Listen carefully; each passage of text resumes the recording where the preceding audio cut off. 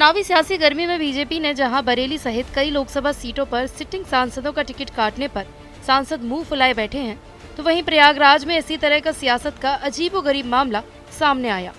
जिले की इलाहाबाद सीट से मौजूदा सांसद और कद्दावर नेता रीता बहुगुणा जोशी का बीजेपी ने टिकट काट दिया और एक नए गैर सियासी चेहरे नीरज त्रिपाठी को अपना प्रत्याशी घोषित कर दिया। टिकट कटने के बाद रीता बहुगुणा जोशी अचानक नीरज त्रिपाठी के घर फूलों का गुलदस्ता लेकर पहुंची और उनको आशीर्वाद दिया। सियासत में कुछ भी असंभव नहीं है। बरेली में बीजेपी सांसद संतोष गंगवार के समर्थक टिकट काटने वालों के खिलाफ सड़कों पर हैं, तो वहीं प्रयागराज से आई ये तस्वीर अलग ही कहानी कह रही है। ये तस्वीर है इलाहाबाद संसदीय सीट से भाजपा की प्रत्याशी घोषित किए गए नीरज त्रिपाठी के घर की। बीजेपी ने यहां से कद्दावर नेता और मौजूदा सांसद रीता बहुगुणा जोशी का टिकट काट दिया है। नीरज त्रिपाठी सियासत में नए हैं। टिकट मिलने के बाद नीरज त्रिपाठी रीता बहुगुणा जोशी को मनाने के लिए उनके घर जाने की सोच रहे थे, लेकिन रीता बहुगुणा जोशी अचानक खुद ही नीरज त्रिपाठी के घर में फूलों का गुलदस्ता लेकर पहुंच गई। देखिए, मैं नेतृत्व के निर्णय के साथ हूं और राजनीति में अर्थ ये नहीं होता है कि कौन चुनाव लड़ रहा है। अर्थ ये है कि वर्तमान में अगर मोदी जी का आह्वान है कि 400 पार होना है, तो एक सच्चे कार्यकर्ता के रूप में मैं और सभी हमारे प्रयागराज के कार्यकर्ता लगेंगे और एक बड़ी बहुमत से, प्रचंड बहुमत से हम जीतेंगे। देखिए, नीरज जी को टिकट मिला है और नीरज जी की विरासत बहुत बड़ी है।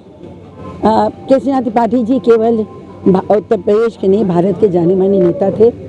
बहुत ही कर्मठ भारतीय जनता पार्टी के कार्यकर्ता रहे, विनम्र व्यक्ति थे और उनकी राजनीतिक विरासत लंबी है और मुझे पूर्ण विश्वास है कि उनके पुत्र नीरज जी उस विरासत को और मजबूत करेंगे, आगे बढ़ाएंगे और आने वाले 25 तारीख को जब मतदान होगा तो प्रयागराज झूम के मत डालेगा, क्योंकि केसीनाथ जी का बहुत सम्मान भी है। तो हम मोदी जी के सपने को पूरा करेंगे और एक सच्चे कार्यकर्ता के रूप में काम करेंगे और 400 पार भारतीय जनता पार्टी को और एनडीए को पहुंचाएंगे। दरअसल रीता बहुगुणा जोशी यूपी के पूर्व सीएम एचएन बहुगुणा की पुत्री हैं। रीता बहुगुणा जोशी भले ही कांग्रेस के हाथ का साथ छोड़कर भाजपा में आई हों, लेकिन भाजपा में भी उनका कद बड़ा माना जाता रहा है।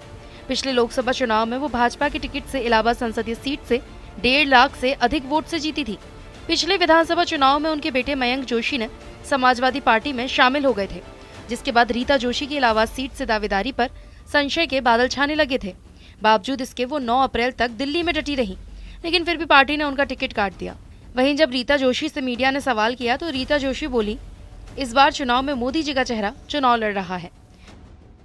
नहीं, बोलने का ये कटने वाली बात आप सही नहीं कह रहे हैं। देखिए, परिस्थितियों में नेतृत्व निर्णय लेता है और जो निर्णय लेता है वो पार्टी के और देश के हक में होता है। मैं समझती हूँ कि ये राजनीति बड़ी परिवर्तनशील व्यवस्था है और अगर आज नीरज त्रिपाठी जी को टिकट दिया गया है तो सोच समझ के दिया गया। मैं केंद्र से अपने केंद्रीय नेतृत्व के निर्णय का सम्मान करती हूँ और पूरी दम से पार्टी के लिए काम करूँगी और बड़ी बहुमत से ये सीट जीत के अपनी पार्टी की झोली में डालेंगे। जाहिर है बीजेपी की कद्दावर नेता रीता बहुगुणा जोशी पार्टी के फैसले के अंदर से कतई खुश नहीं है, लेकिन पार्टी आलाकमान के फैसले के खिलाफ वो जा भी नहीं सकती। ऐसे में सेफ स्टैंड यही है कि पार्टी के फैसले पर नतमस्तक हो लिया जाए, यही ठीक रहेगा।